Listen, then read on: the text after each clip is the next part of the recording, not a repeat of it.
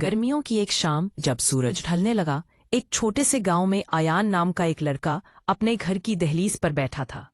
उसके घर की हालत बहुत खराब थी, दीवारें दरक रही थीं और छत टलटी हुई थी। उसकी आंखों में एक अदृश्य संघर्ष छिपा था, क्योंकि उसके पिता बीमार थे और माँ दूसरों के घरों में मेहनत मजदूरी कर रही थी।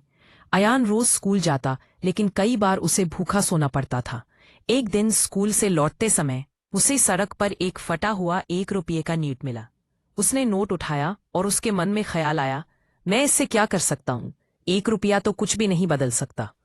लेकिन अचानक उसे गांव के बाहर बैठा एक बुजुर्ग खिलौने वाला याद आया, जो हमेशा बच्चों को मुस्कुराते हुए देखना चाहता था।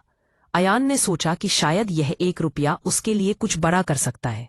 वह बुजुर्ग के पास गया और बोला, चाचा, ये लो 1 रुपया, पर मैं खिलौना नहीं चाहता, आप मुझे कुछ सिखा दो।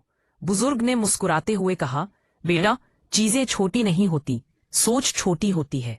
उस दिन उन्होंने अयान को कागज मोड़ना सिखाया, कागज से नाव, चिड़िया, फूल और तारा बनाना। अयान ने उसी रात घर आकर कागज की चिड़िया बनाई। अगले दिन स्कूल में उसने अपने बनाए चिड़िया सभी बच्चों को दिखाई।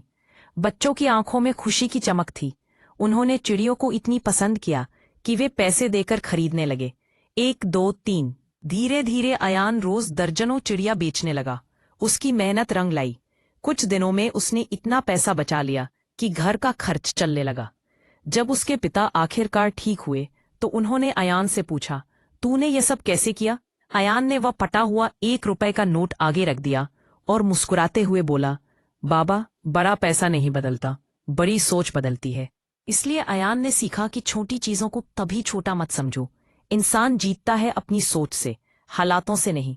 उसकी कहानी गांव में फैल गई और सबको एहसास हुआ कि सच्ची समृद्धि सोच में होती है।